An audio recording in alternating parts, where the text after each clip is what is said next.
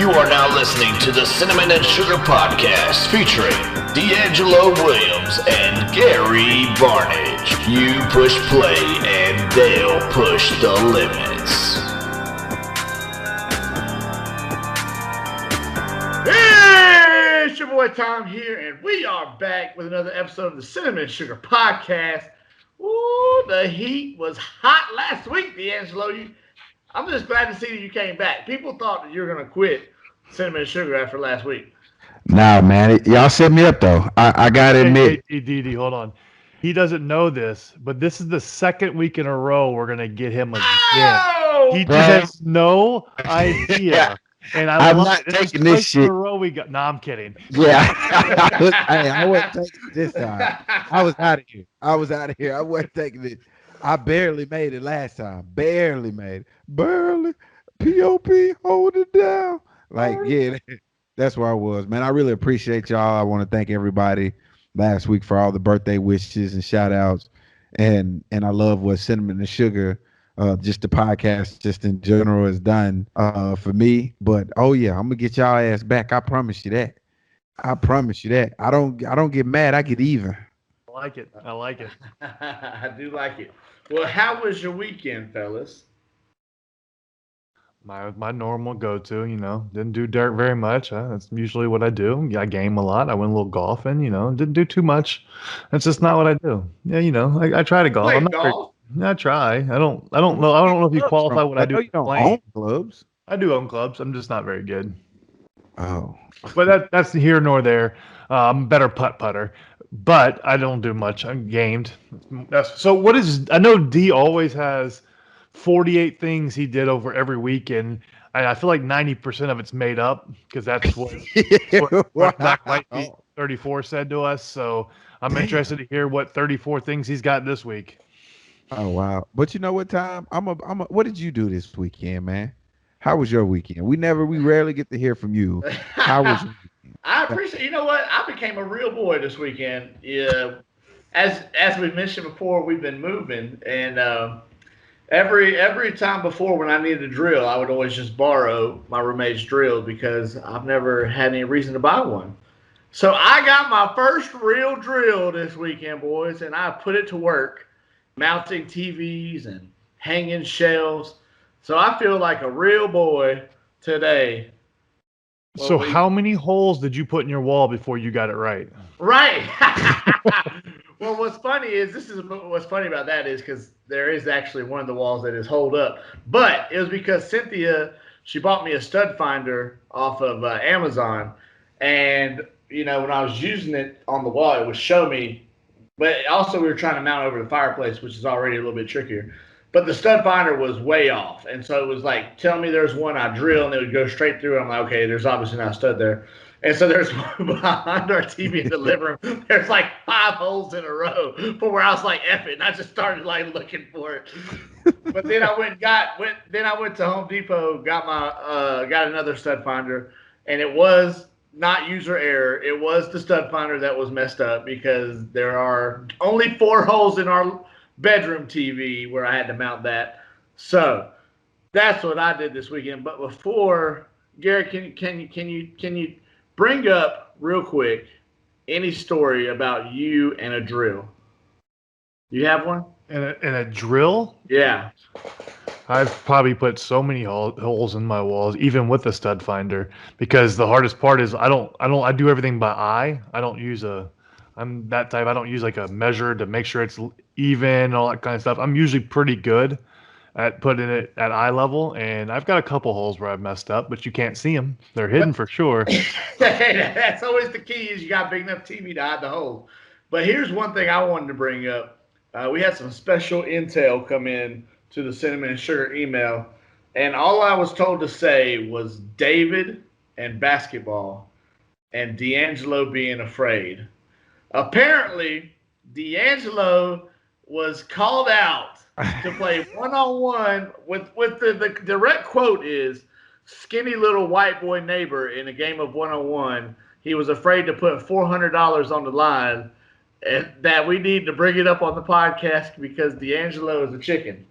Okay, if that's what they want to call me, they can call me that. But I have told them, have you seen that cheetah meme where the dogs are racing and the cheetah's just kind of chilling in the stable? And they say sometime the competition, people that think that it's a competition is an insult. That's exactly what it is.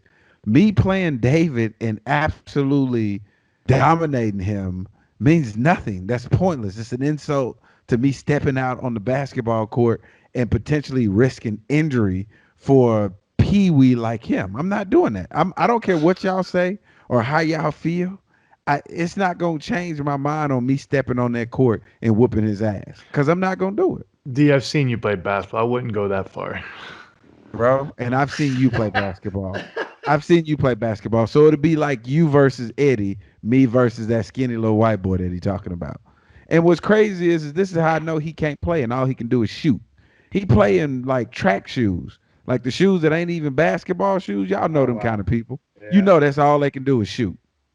He don't And even one tie them up and one of lace those them up. ones They that gets still be, lucky and banks it in every now and then. oh yeah, yeah. And be like it go in and then he called bank shot. Like bro, it was already down. You had already shot it. But yeah, I'll tell y'all what I did this weekend. But yeah, that's a hard no. There's no point in me proving myself. I know who I am. I know how dominant of a force I am when I step on that basketball court. I don't have to prove it to him. But anyway, I digress. It's funny that you mentioned the drill because this weekend I went over to my favorite cousin house in Zach, and I have Ooh, been. those are tough words to say your favorite cousin. Oh, I Because can. you know there's a I'm lot of cousins out there. Yeah, I know. I'm saying it, and I'm putting names in 2021. I'm just if there's a definitive favorite, I'm not gonna hide it from the world. So this is a definitive favorite. So I went over his Just to house. clarify, what is Betty?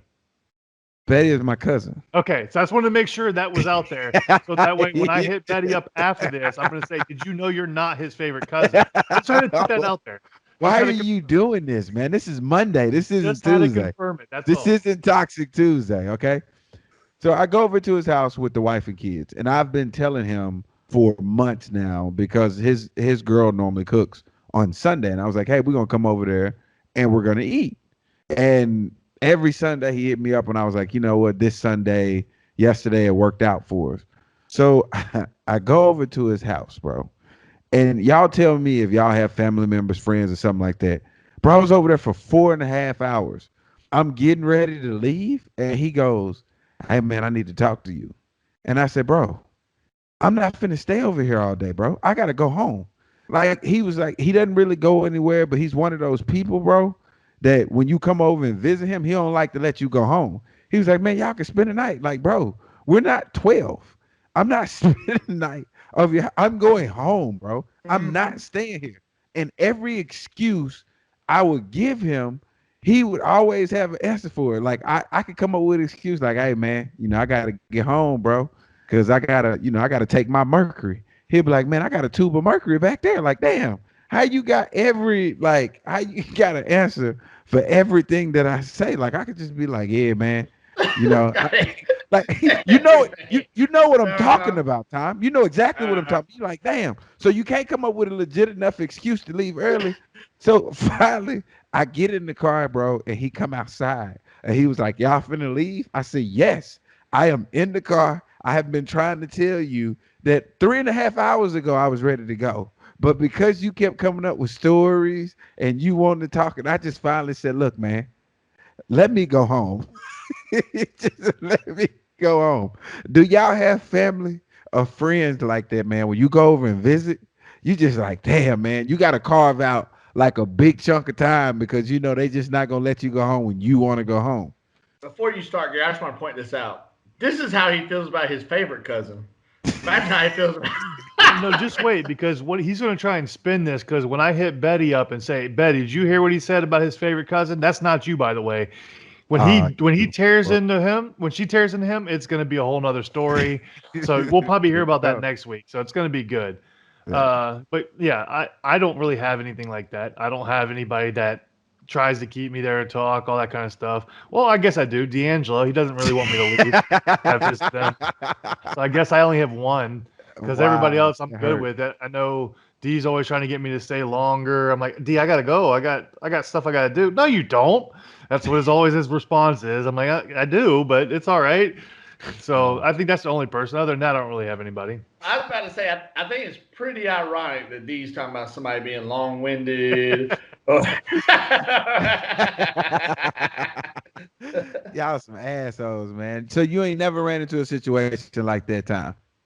No, I have for sure. And mostly when I was younger, whenever I lived at home and, we'd go over to a relative's house or something, there's always that one uncle that wants to talk about the same stories every single time you go over to their house, and you're like, but as I've transitioned in my older years, I feel like that's become my friends have been the ones that turned into that. Like what friends? What friends are you talking about? I just can't even pinpoint one right now that I'm thinking of, but it happens. Okay. But I'll tell you, do y'all have that friend that, like, in today's world, everybody texts each other, sends messages, but you got that one friend that calls all about calling and wants to spend an hour on the phone every time. It's not about going over somewhere, but like if you see that phone call coming in, you got to have about an hour chunk ready to talk to him, because that's almost the same situation. That's me when I call Gary. Yeah, that's D'Angelo. When I call Gary. That's me when I call Gary. I'm like, do I got to screen his call? Am I going to be busy in the next 25, 30 minutes? Right. Yeah. All right, let's go. D, what's up? Oh, hey, Gary. That's me. Yeah. He said just like that, too. He make it sound like him answering the phone is painful. I don't care. I accept that. I don't give a damn how. If I got something to say, Tom, look, if I got something to say, I don't give a damn how upset you feel, how disgruntled you feel, how many signals you give me. I'm going to get the shit out that I got to say. I don't care. He doesn't call, he FaceTime so he can see my expression and what I'm doing. If I'm paying attention to him, he wants to know all of that. If I'm playing the game, why is it looking at the roof? Why are you not looking at it? Why are you not looking at me? D, I'm playing a game. Oh, well, look at me. I'm trying to talk to you. All right. So this is my favorite thing about D'Angelo. And every time he calls me, he goes, hey, Tom. Hey, it's D'Angelo. Like, I ain't got caller ID on my phone. Like, yes, I know it's you, D'Angelo.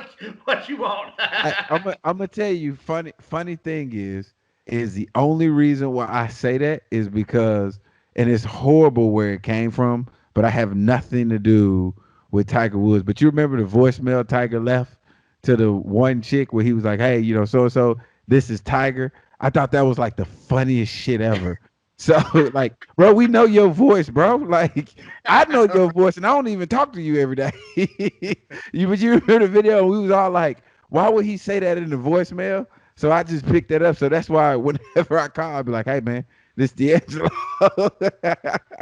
I was wondering. That makes sense. Yeah, but okay. So the second thing is so we finally leave my cousin's house, right? We finally leave my cousin's house, and my wife is looking at her phone, and she go, honey, you know who Presley Harvin III is? And I said, yeah, he was the punter that the Steelers just got.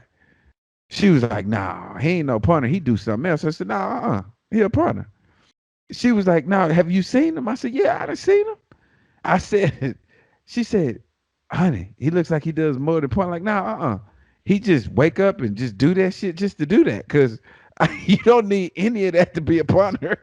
Like, I don't like, he probably can go in. He just go in, squat 405, 900 times, bench presses 600 pounds, and go kick footballs. I said that is a clear indication that, like, I don't know if he just a really good kicker or just unathletic to where all he can do is kick. I'm so baffled by this guy because of this is like David Boston when he came as a wide receiver, just jacked up big, and you're like, whoa, that's crazy. You know what I'm saying? But then, we don't necessarily know if he played up to his ability. We know that, he tested positive for some drugs and stuff like that. I'm not saying that that's what this young man is on. I'm saying that this young man does not look like a punter. And I don't, is he athletic? I mean, I don't know. I tried to watch some tape on him, and my wife was like, he does more than punting. He must kick extra points too. I said, no, he punt. And I was like, even if he kicked extra points, shit, that don't change how he looks. He looks like a monster. But he's a damn punter. So my question is, can he tackle? Because can he put that monster look into work as a punter? Because if you can do that, if you're that deadly, if you can punt and fly down there and make a tackle too, that's something that there's not very many of in the NFL. There might be one other person that does that. He's a fucking punter. You know exactly what you're going to get out of a True. punter. I don't know what you did. The mentality alone lets you know. I was like, honey, imagine him punting that ball right there. And then you see him come up and he just get ran the hell over like all punters do. Like you're going to be like, dang, bro, you probably should just leave the weight room alone. Just go live your best life. You don't even need to be in there. But I told her, I said, this is a strong case of, and again, I was hating because she said, this is my new favorite player. And I said, why is this your new favorite player? She was like, well, he changed in the face of punting. And I said, no, hold up. First of all, let's correct this. He ain't changing the face. It's not like he going down there blowing people up. Just because he looked like he harnessed that ability, don't mean he does. Like it's just for pure looks. He's a punter at the end of the day. There are plenty of players we all grew up with that looked the part and did not play the part at all. Ooh, Wait, and y'all remember absolutely. one of the most famous punter blowing up somebody came from the Panthers game, right? Y'all remember that? No, we don't. I just thought there was. Oh, I have to look it up while y'all are talking. But there was a clip. There was a punt. It was a punter, and he got blown up. The Panthers were the guys receiving it, and somebody on their team got blown up. I can't remember what team it was against, but I have to go look it up. But y'all saw what the Panthers used a draft pick on, didn't you? No. A long snapper. But they just paid their long snapper for like 5 years. So and he's done well for him. So I don't know I don't understand the purpose of that. Wait, hold up. Let me. What? What? Yeah, because they. Hold up. I didn't watch all the drafts. So you're telling me right now, as we're talking, it was a fucking long snapper that got drafted? Yep. And the only reason I know about it is because they put it on their social media, the call between Rule and the punter or the long snapper. He's like, are you ready? Are you coming? And you could tell the long snapper is thinking he's not going to get drafted. He was like, well, we're trying to figure that out right now. And the Rule's like, no, I just drafted you. And he goes into shit, he didn't even believe it. Right, exactly. You gotta go watch the video. So my question is then, so the current long snapper, they just going to release him because he's been there when we were there, and he signed I think 2 years ago he signed like a 5-year deal. They're just going to release him because you don't draft a long snapper and then cut him if you're going to waste a draft pick on it.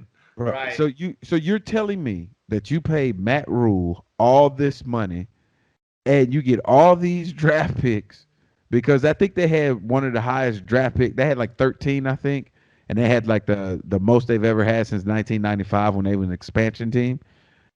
And you take a fucking deep snapper? I would say he probably wouldn't have got drafted. You probably could have signed him as a free agent.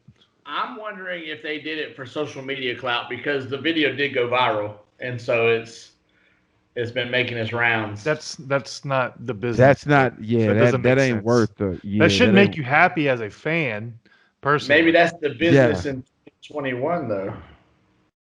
Okay. Because how many times you get a decent player that's someone you're gonna keep at 222? I don't know. Tom Brady got drafted super late, 190 something, 200, and he's who he is. Okay. Let's do the one example of somebody that was drafted. Yeah, that's the Bill Belichick. That's that Bill Belichick conversation where when people say, "Man, name a coach that ain't never played that's successful," everybody go Bill Belichick. I agree. Right. But this is what I wanted to talk about, and I know I'm not trying to hijack this, but I do have this is a serious question for Gary. And maybe Tom, you can chime in. So Kenneth Gainwell got drafted this draft. He went in the 5th round. He came out early and he only played 1 year of college football. And I think we discussed this. And that college football year was Memphis. And he went 5th round to the Eagles. We know for a fact that had he came back, he would have made more money. But is this the right decision? If I'm a kid and I have an opportunity, and this is me to get drafted, whether it's the 5th round or the 3rd round, maybe 3rd round is where I max out at. But between the third and the fifth, you know, anywhere third or fourth, you're safe, kinda. You know what I'm saying? But I mean, opportunity is an opportunity. Fifth round, long as it's not, I mean, kind of seventh round. You get what I'm saying, Gary. Mm-hmm. Did this kid make the right decision? Obviously, we don't know what's going on in his life, but we're just talking about strictly money here. Third round versus fifth round, because he would have had a third round grade had he came back to college. I would say I think he made the correct choice for himself in the moment. Do I think he look in hindsight? No. It Yeah. was a COVID shortened year. I don't did he end up opting out? Yeah, he opted out and just So entered the draft. so I would say no. I would say you come back and you obviously he still risk injury. You take your I would think you would take your insurance thing and you come back improve and then you try and go better because I'm sure he got draft grades where they thought he was going to go, but also maybe the draft grade said he was going to be a third round pick and he Second said, or all right, third round pick. yeah, and then Yeah. he got drafted in fifth because like me personally, I was projected anywhere from the third to seventh. So like I had no idea where I was going to go. I could have went early as third, and I ended up going in the fifth. I could have went as late as the seventh. You just never know, and a lot of it depends on that. He could have got bad advice saying he was going to get drafted earlier, and he left anyways. That's why I think there should be something in college where if a football player, just like they have in basketball, if you don't sign with an agent, you can back out before the draft starts. If the draft starts, you're no longer eligible to coming back. But if you don't sign with an agent, you can go all the way up to the time the draft is about to start and decide to remove yourself from the draft and go back to school. I think that should be an option because too many kids nowadays in college football, they get bad advice. They think, oh, I can come out or whatever. And you see so many kids that leave early go undrafted and all that stuff because they got terrible advice. And if they just waited and they had the opportunity to go back, they probably would have went back before the draft started, knowing everything that they were hearing. Okay. So I'm glad that you said what you just said because it makes a lot of sense and to roll us right into this. Yeah, Tom, I'm pretty much taking over this podcast because you fuckers took it over last week. I'm about to say back to business as usual. It's okay. Yeah. No. Before you continue, D, just let me clarify. So the top 10 seventh round picks: Bo Jackson, Shannon Sharp, Donald Driver, Marquise Colston, Julian Edelman, Gary Anderson, the kicker, and Ryan Fitzpatrick. Those are the top 10 seventh round picks. Okay, so that's some good names. Top 10 sixth round picks: Tom Brady, Antonio Brown, Antonio Bethea, Delaney Walker, Jason Kelsey, center, Mike Anderson, running back, Alfred Morris, Tyrod Taylor, Latavius Murray. So there is talent there. Yeah. It's just whether you find it. Yeah. It is. So with that being said, I had a conversation with Torrey Smith over Twitter. It had been weeks ago. And I wanted to ask you, I thought it was a smart idea, but apparently he told me it's not a smart idea. So the NFL had opposed the CBA. I don't know if it was the CBA or the NFL. They proposed a thing where instead of paying players over 17 weeks, they wanted to pay them over like, what was it, 36 weeks or? I think it's 36, yeah. Yeah, 36 weeks. And Torrey Smith said, this is the dumbest thing ever. You know, I want my money and I want it now. I want to make the interest off the money in the 17 weeks. Versus the 36 weeks. And I said, nah, man, you don't want the 17 weeks. You want the 36 weeks. So if you go into a lockout or a year like that, you still have checks coming in while you're locked out. The problem that you have is if you get paid over the 17 weeks and the lockout is past those 17 weeks, or which is ideally after the season is when the lockout happened, that's when players are hurting for money that are not making the millions and millions of dollars. I wanted to know what you thought about it because I thought 36 weeks or stretched over months that you get paid as long as you got a check coming in, you can withstand anything. I honestly believe that 17-week pay period, you have to structure your life around that, and it has to last you the entire year. So if you got 36 weeks now, you have a little bit more room to budget things. So I like the thought of the 36 week. I think if you're going to agree to a 36-week pay scale, then it should be locked in. Hey, this is guaranteed money. 36 weeks guaranteed because 17 weeks is guaranteed because the season's going on. So what happens if it's 36 weeks, and after the season ends, they decide to cut you. You still getting that rest of that money or not? Oh, I That's see the what you're stuff that saying. you'd have to find out if it's going to be over 36 weeks, because you Oh, could see guys that are on the bubble. Hey, well, we didn't make the playoffs. We're going to go ahead and start cutting weight. Well, they're not going to want to be tied to that money. right. So the NFL is probably going to try and find a way to make it where they don't have to pay the rest of those weeks. That's why I can see why they would want it to be 36 weeks. But to me, if you're going to go 36 weeks, it has to be as soon as you sign that contract and you hit the first game, it's all guaranteed. You're getting 36 weeks worth of pay. No matter what happens, you get that money. I think All right, that's the only way to resolve that. let me go ahead and chime in for the non-rich people that are out here. I already know what everybody's thinking. They're going ahead and say that anybody that's in the NFL should not be worried about living paycheck to paycheck. So I'm going to say that people are going to be thinking, what does it matter when you get paid? But I think what it boils down to is the education on saving and being able to budget your money. Because you guys talk about it all the time, how people come into the league, blow their money. So it Yeah. sounds like, D'Angelo, to me, you're saying it's better to have a forced savings somewhat for these people, because Yes. instead of giving them a whole chunk for 17, spread it out so you save them from themselves.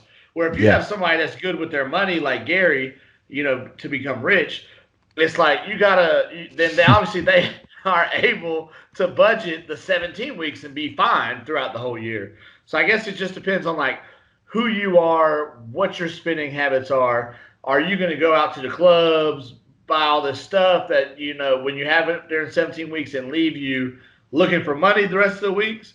Or are you someone that's going to be able to look after the money that you're going to get? Because he does have a good point.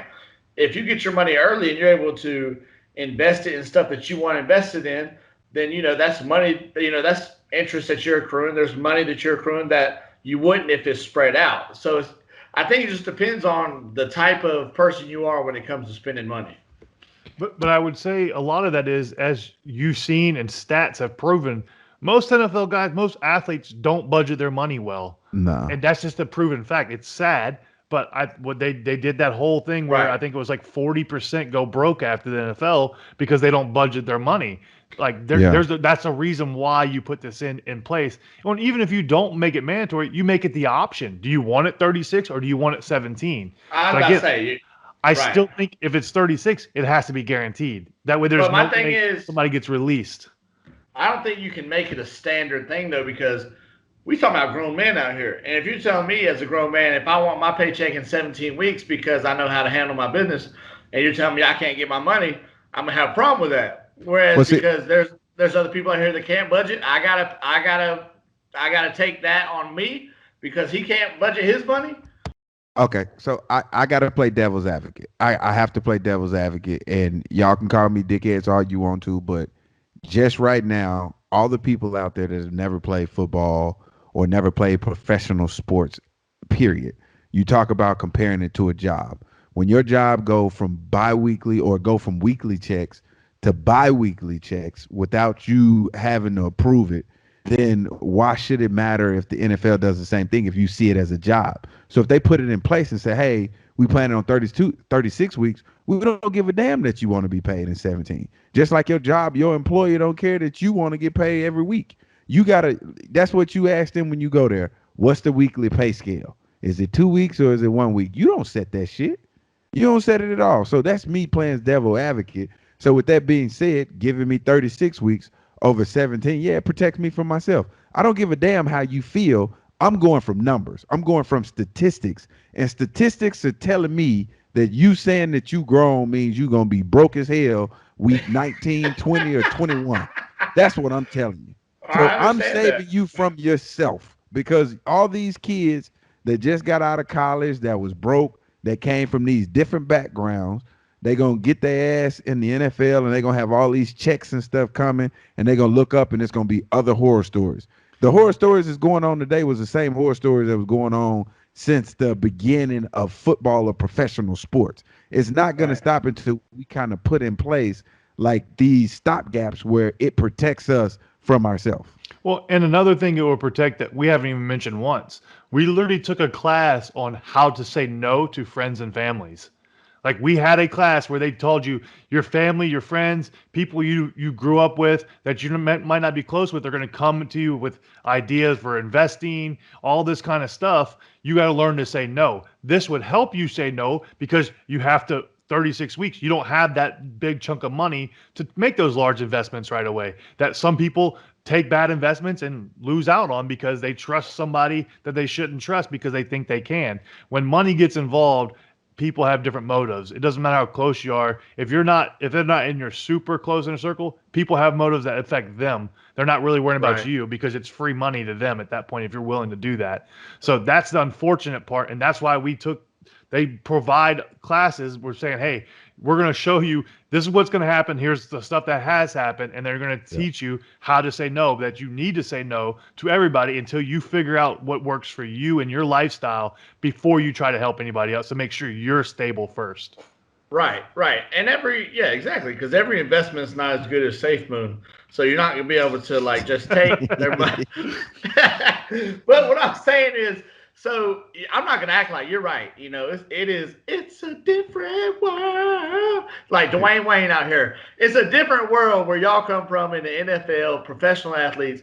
It's something that unless I win the lottery, I'll never understand what you guys. Don't worry. If you win the lottery, I'm asking you for some investment. Yeah, I'm asking for. I'm not gonna feel bad at all. Right, exactly. So I think it's great that the NFL has those in place, but my thing is, if I'm someone because I mean, you know, call it, you work for the team, but you guys are pretty much just individual contractors. You know what I'm saying? Yes. Like you're going out there, and so it's like you should be able to set your own way of how you want to get paid. I mean, obviously there's standards and stuff you got to follow, but I'm saying if I'm responsible for my money and I want it in 17 weeks, I don't think that someone should say no. We have to force you to do this because. Nobody. I think, like you said, I think the best option would be kind of have it as an option. Like if you would rather have it spread out like this, that's fine. If you'd rather get in the smaller chunks or the bigger chunks over 17 weeks, that's fine. Because at the end of the day, you can't mess with people's money, and so that's important. But yeah, like you said, Gary, you can't just not pay the people afterwards. That is going to be an important part. And the thing is, like you were bringing up. The different pay scales, all that kind of stuff. Now I forgot where I was going to go with it. I had a good point with it, and now I forgot. I had a really good point. You're getting old, Gary. No, he doing something other than just playing video games at the house. No, I had a good point, and you kept rambling on, and I was trying to think of what I wanted. I was trying to keep it. I didn't say anything. No, if anything, it's because he hangs around you so much. You got a contact high, killing his brain cells.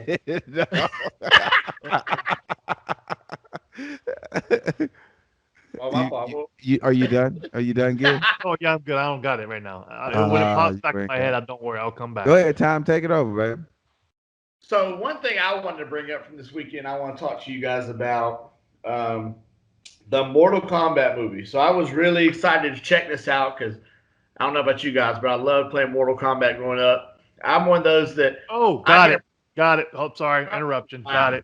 So got it. When you talked about the part of like we should have the option to negotiate the rates or whatever, well, we do. It's a CBA and it's a majority decision, and a lot of guys don't get their word said. So it's whoever the most votes go for, that's what it's going to be. It doesn't matter what you want. It's not individually, where it's a collective bargain agreement that everybody agrees upon. So that's where you're never going to get, hey, if it's not, you got to argue it together at the same time.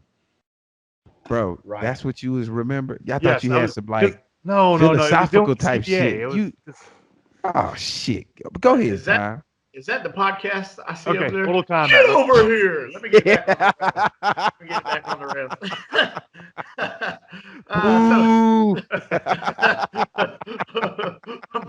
Mortal Kombat. I thought it was a great point. Gary, look at your dimples coming out. That's how you know you got shot. He got booed on the podcast. Boo. Hey, you know what? Mute me. Oh!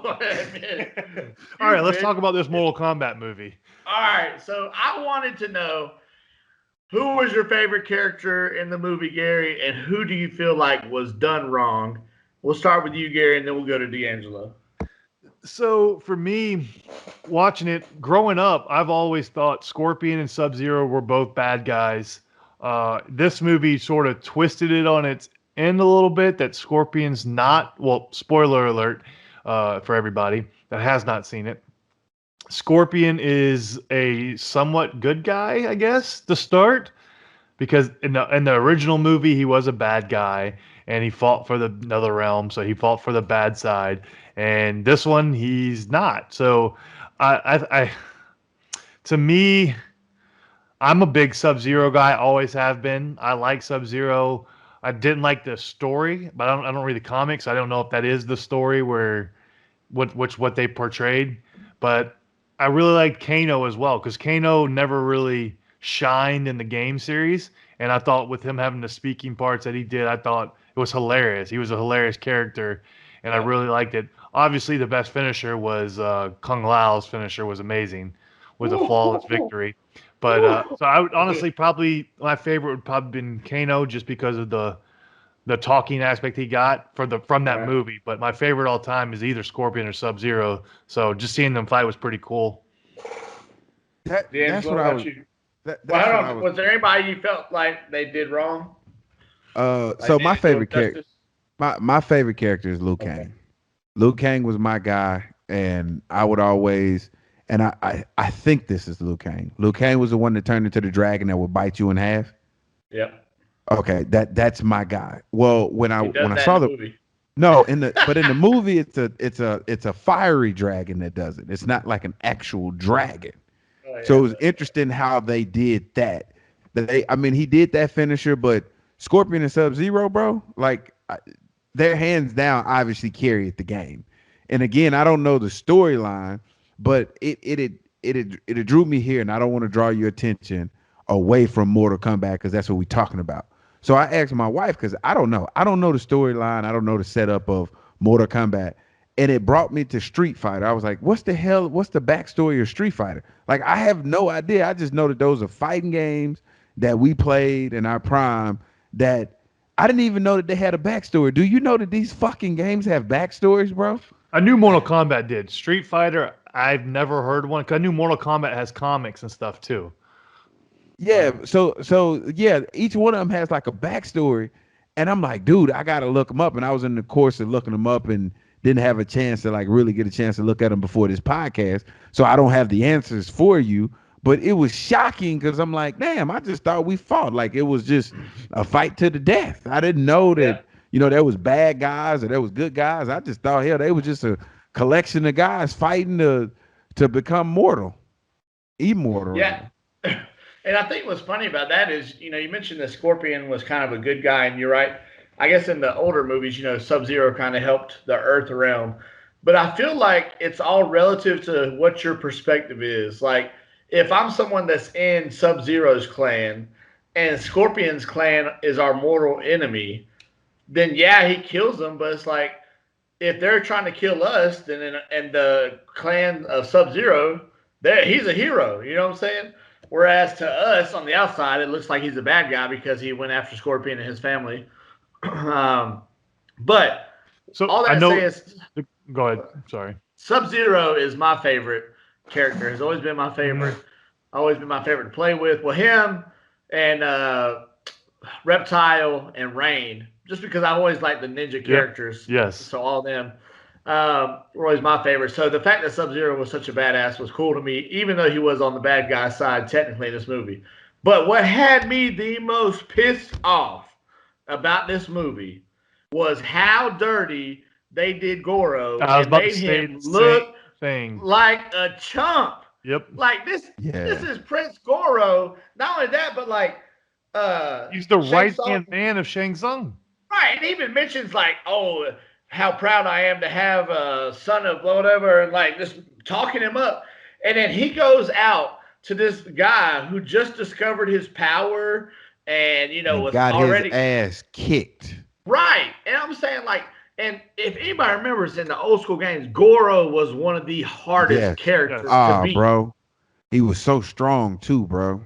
Right. And it was almost like he was even harder to beat than Shang Tsung at the end. Yep. Because it was like once you got past him, it's like, okay, I'm good now. But getting past him was the hard part. So for Goro to go out like a little punk like that, I was pissed. I was heated about that.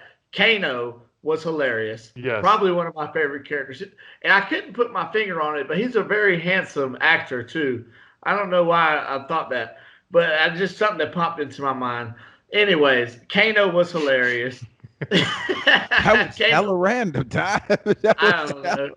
It's just something I thought about. Now I say that because I had a couple friends message me before. Who said he looked like Kano? Right. I knew where he was going with that. Skinny you looks like Kano a little bit. Yeah, so when I saw it, I was like, okay, I can see it a little bit. I can say this, and there was a lot of people that was really pissed off about the storyline, and because I don't know the storyline of the video game, I was like, this is not that bad. Had I known the storyline, then probably I'd have something to be pissed off about. But I don't know the storyline to Mortal Kombat. Neither do I know the storyline to fucking Street Fighter. So because I don't know it, I thought it wasn't bad that they put this movie together. However, I was pissed off about this. Whether it's Street Fighter, whether it's Marvel Comics with the Winter Soldier, why we always got to see like Jax. Jax got his damn arms froze off. He got them ripped off in other movies. We know that he come back with the bionic arms. It's insane to me that we got to keep reliving these injuries over and over my favorite and over part. again. What you think about Jax when he first get those little like puny arms on? He looks like the guy from Scary Movie is like, take my strong hand. Yeah. No, give me your other hand. No, this is my strong hand. Dude was like, man, damn it, I'm letting go. See, I know you mentioned that people didn't like some of the story. The thing is, I don't mind it because they're setting it up for a trilogy. They want to make 3 movies. That was the initial plan when they made this. And as you see, the way it ended, all the characters got pulled in by Shang Tsung with the black smoke, which means they're not dead.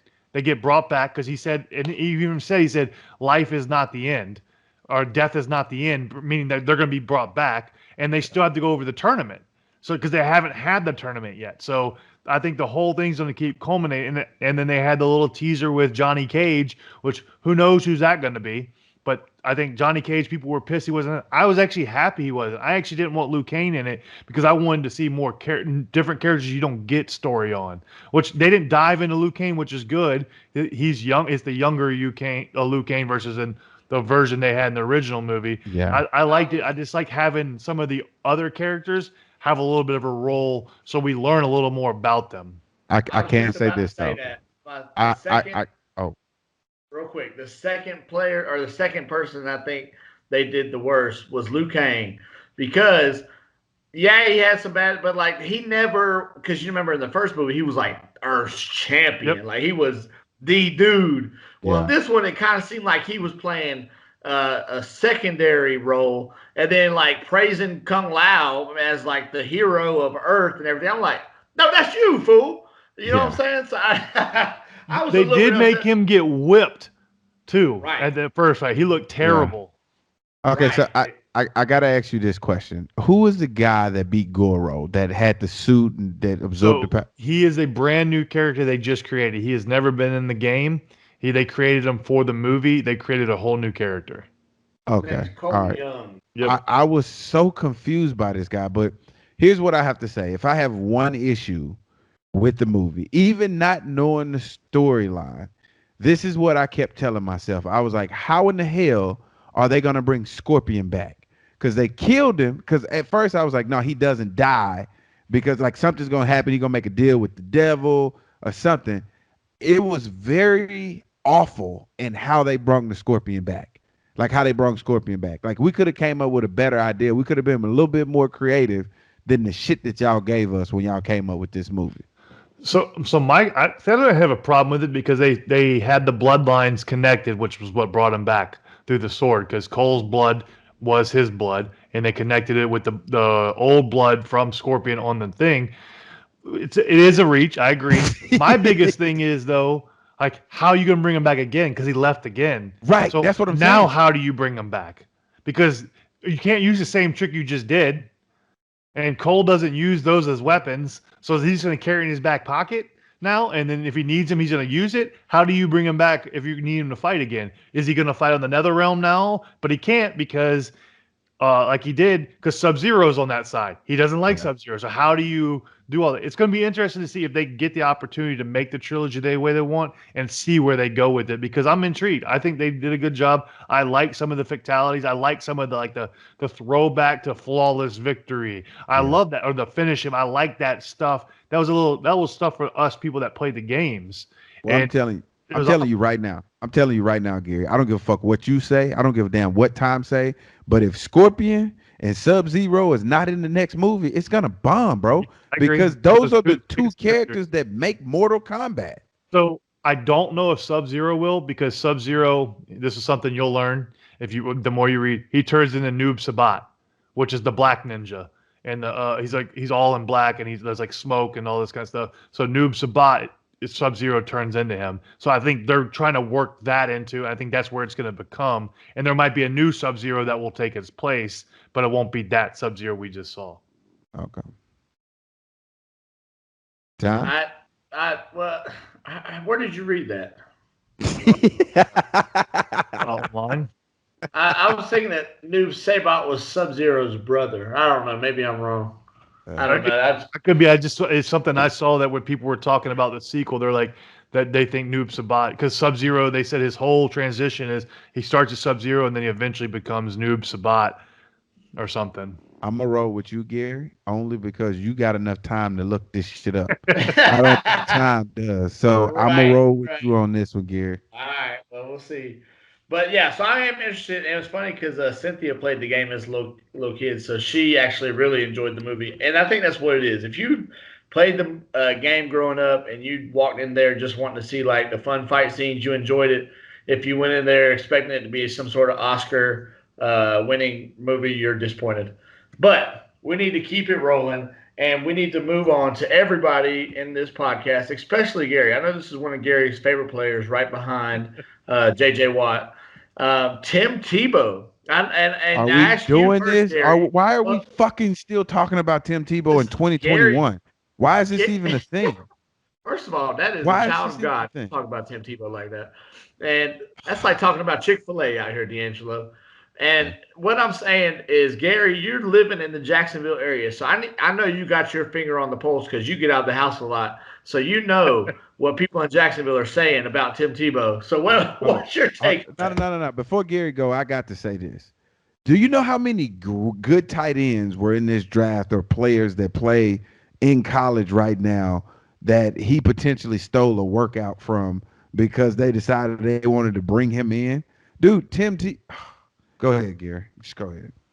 So, like you said, I am from the Jacksonville area. I actually played against Tim Tebow's team in high school, actually. He was a sophomore. I was a senior. He actually was hurt for the game, so I didn't actually get to play against him. But everybody loves him. Garrett them got their ass kicked. If y'all want to know. No. Oh, y'all didn't lose 40. We beat him by 40, yeah. Oh, okay. We beat their team by 40. He didn't play, but we smoked him. That was my senior year. That's when we went to the playoffs. We were good.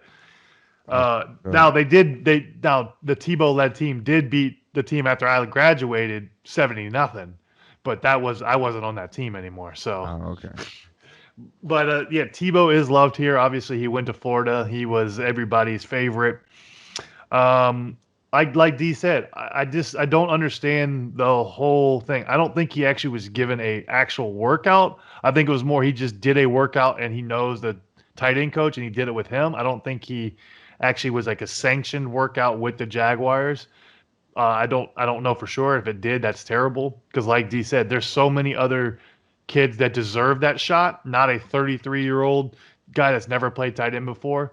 Now, I will 100%, I've said this since day one. If Tebow would have moved to tight end when he got drafted instead of quarterback, I think he would have been a great tight end because I think he had the work ethic. I think he had the ability. He had the speed. He had the hands. He could do it at that point. Not at 33-year-old. He wanted to play quarterback, so be it. But he wasn't a great quarterback. So then he didn't work out there. So then he went and played baseball. He got to AAA batting 130. Like, that doesn't happen. It's all because of his name. It sold tickets. So, again, in baseball, he took kid spots that deserve the opportunity. He took it because of his name. Now he's trying to get a job as a tight end in the NFL, taking kid spots again. To me, that's just, it doesn't make sense because I know he preaches how good he is, like how good, like I know you say he's a man of God because he is, all that kind of stuff. But to me, he's always giving back, all that kind of stuff. But it seems like in those two opportunities, in baseball and in football, he's trying to take other people's opportunities. That doesn't make sense to me. Like, because he's had his opportunities, he's had his chances, and he's 33. I was told I was too old at 31. So if you're going to give him a shot at 33 because he's your best friend and you coached him, it just doesn't make sense. It just makes it look bad optics. And if he did get on the team, whatever, I'm willing to bet. I think D would agree with this. If somebody's best friends with the coach, aren't you as a player going to think he's going to rat anything you say? He's going to report back to the coach. You're not going to trust him as a teammate. I'm I don't know why we're still talking about Tim Tebow. I honestly don't understand how. I would always say, and this is me a pre Tim Tebow era, that it doesn't matter how big your name is. If you can't play football, this league will spit you out and the world will be done with you. Tim Tebow is the only person that I know, just his name alone gets him opportunities. And I don't know if it's because he's a good player or is it because he does so much stuff in the community and he's such a good guy. He is. He's an amazing dude. I'll give him yes, 100%. Him just being an amazing dude gets him jobs that other people that are really good at that. Like I guess this is the equivalent of that person is underqualified for the job and he still get it because he's just a good dude. Like I understand. Or because they know somebody. Yeah, because they know. So I understand how people feel in these normal jobs that are not professional athletes on people having jobs and are underqualified for the job and you're overqualified for it, but you can't even get them to even look at you. And I look at Tim Tebow and I'm like, how is he making our headlines as a tight end now when he played quarterback and he wasn't even a good quarterback? I mean, he was in college. I think arguably, and I'm going to have to say this, Gary, I don't give a damn what you say. He is arguably the best player to ever play in college football. Okay. I can't. I like where you're going, but I disagree. I have to say that.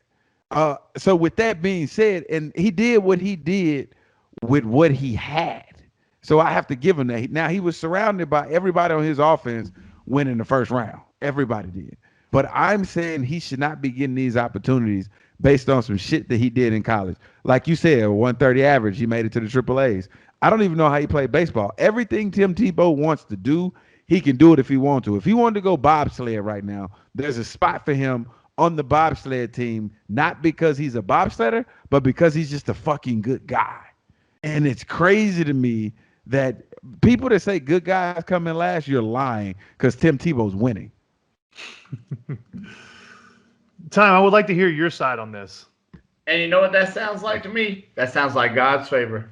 And so you know what? He is living right and he is being blessed. But here's my question. Gary, how many playoff wins do you have? None. D'Angelo, how many playoff wins you got? 4 or 5.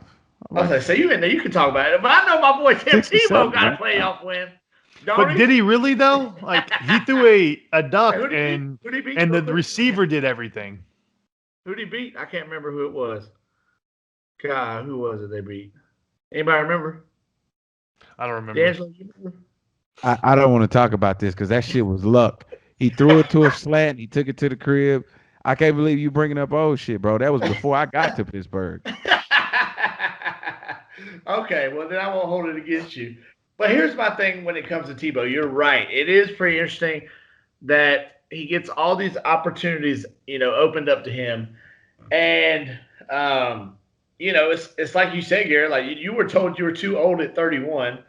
But the fact that's what I was trying to tell y'all, earlier as far as the long snapper getting drafted. I feel like a lot of teams are shifting to the, getting their name in the news, viral stuff that can because this might just be a publicity stunt to get the jack. I mean, even though, they had the number 1 overall pick, they obviously have a lot of stuff going forward, but Tim Tebow moves the needle. People love Tim Tebow. Why not just say we're letting him try out?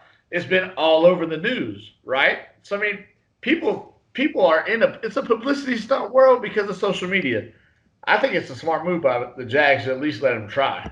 Also, to your point about Tebow being the best quarter or player in college history, here's a little news for you. Alex Smith's stats versus Tebow's at Florida are almost identical, and Alex Smith played at Utah with the same coach. Just so you know, it's almost identical. I think Wait, Tebow. how many national championships? Tebow just has more national championships and Right. more Heisman Correct. trophies. He has one Heisman Trophy, correct, and he has what does he had? One national championship. Tebow? I think they only won one. I think they lost the other two. No, I think they.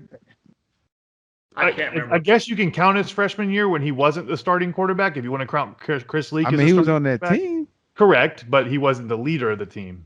Well, what I need to do is, Gary, while you're looking that up, or D'Angelo, while you're looking that up, I want to say this. Flashback to what we were talking about earlier with the Sub-Zero. I went and looked it up on Mortal Kombat Wiki. We were actually both right at the same time. So what it is the original Sub-Zero, a.k.a. Elder Sub-Zero, the very first one, dies and becomes Noob Saibot, and his little brother, who is like the current Sub-Zero, is that's his brother. So his Noob Saibot's brother is the new Sub-Zero. Okay. So that's why I was saying that. So the one that was in the movie is probably going to be Noob Saibot, and they'll bring in another Sub-Zero. Right. Okay. Right. Something like that. Yep. But did you look it up? What were we looking up? Wow. I said, why do you look up how many national championships Tebow's got? Oh. I'm going to say this. And then I see D'Angelo over here on the phone, but we know he ain't doing anything to do with his podcast. He's just over there scrolling. No, I was reading that Urban Myers just bought a house, a $2.2 million house Right next to Tim right down Tebow. the street to Tebow. Yes. Yeah, that's what I was like. Whoa, that's crazy. Maybe that's why he got the job opportunity. So he has two national championships. One was won his first year where he only threw the ball 33 times. He was the backup quarterback to Chris Leak. So yes, I guess you can say he has two, but he didn't play really. Yeah. Didn't he have some significant plays though that year or something? He had 89 rushes, so he did more rushing than he did actual playing quarterback. Okay, so that's pretty similar to his NFL career. Yes. All right. Well, I mean, I think that's all I had for today. Are you guys got anything else? No. Angelo? I think it's pretty good. I have to say this though. Looking back at everything you've seen in football, like that's transcending. Obviously, like the defensive end, they've gotten faster. They've gotten stronger. They're not like what they used to be back in the 60s, the 50s, and the 40s. And you don't combine generations. You don't combine generations at all.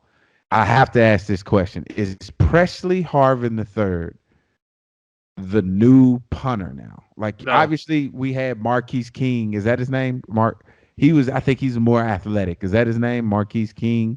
That was a punter for the Raiders that, he had all the swag and everything. Yeah, he had all the swag and everything. And, like, he had transcended the pun spot. And then along came, what's his name? Well, he said, do it for the culture. Pat McAfee. Mm-hmm. Pat McAfee comes in, he changes it up, and you like, oh man, this. But this Presley Henry III, dude, like, is this the new punter? Is this? I'm going to say no, because I've never seen another punter that actually likes to lift, other than Steve Weatherford of the Giants. He was the only other guy that did that. Wait, what about old buddy from the Panthers that was jacked? Okay, do you know his name? I know you're not talking about not John Casey, but what's the one that was there when we were there? Jason Baker. Jason Baker won Jack. You're talking about the guy after. Andy Lee, Brad Todd Sauerbrunn. No. He wasn't with us. I played with Jason Baker, Andy Lee. I didn't play with Andy Lee. I played with him in Cleveland. Brad Nortman is the two I played with. Baker and Nortman. Yeah. Anybody else I did not play with at Carolina. Okay, I think I'm thinking about Sauerbrunn, maybe. I don't know. I feel like I remember one of the Panthers punters was jacked. But yeah, as far as your question, D'Angelo, I mean, The only thing I could see is, like you brought up earlier, it opening the eyes of people like, hey, I can be jacked. If I'm not athletic, maybe I can go do this. If I want to make it to the NFL, I can go be a punter, or I can go be a long snapper or a kicker, and I can just be jacked and look like, a beast. Because I wonder, I don't know any of his stats. Do you know, like, is his punting ability way better because he's all ripped or jacked or anything, or is it just he's pretty much a normal punter, but he's just jacked? I think he's just a normal punter. He's just a normal punter. It's not like he's punting and he's like the first one down there, like, oh, this is incredible. We need to draft this kid. They just ended up drafting a punter that doesn't look like a punter, but exhibits everything that a punter does and lives by. It's really. But you know what it did? It got their name in the news. It got that story circulated about them. I'm telling you guys, you got to open your eyes to 2021. It's a different game out here, because how many picks that you're going to have in that late are going to be like headline news? Well, the two that I've seen are both special teams players, a punter and that long snapper. And I think, maybe it's a ploy to get the name of the team out in the news in today's world. So I think that's all we got for today, boys. I know we had this on the docket to talk about, but we won't talk about it today.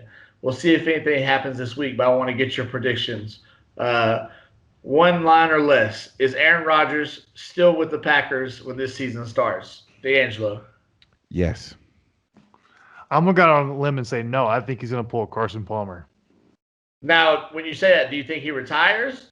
I think he'll say, guys, if y'all don't trade me, I'll just go do Jeopardy. Hey, there you go. Did y'all watch him on Jeopardy? No. It actually wasn't bad. And, his hair looked a little funny just because it's funny seeing him like all clean cut and trimmed up. But he wasn't bad. And, obviously you can't replace somebody like Trebek, but I think that was interesting take. I wouldn't mind seeing him up there. Man, I'd really love to dive into this next week if nothing happens, because this is very similar to the Deshaun Watson situation before all that stuff hit. So it's funny how, and I'm going to say this, and I don't want to start the conversation. We can just finish it next week. But when Deshaun Watson wanted to trade, there was a lot of people that had their feelings about why he should stay, why he should go, and it's stupid that he would try to buck the system, blah, blah, blah, blah, blah.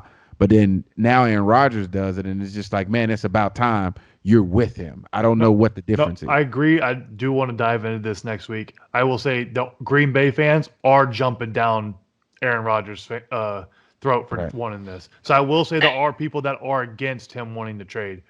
So and yeah, they're against him because they want him there in Green Bay. But I'm talking about people from other fan bases was just like they had their opinion. But I want to dive into it next week. Okay. I'll say this: the reason I think that it is because a lot of people feel like he has a reason to be plighted because of the fact that they drafted Jordan Love last year. I think Watson does too with the way they traded DeAndre Hopkins for nothing.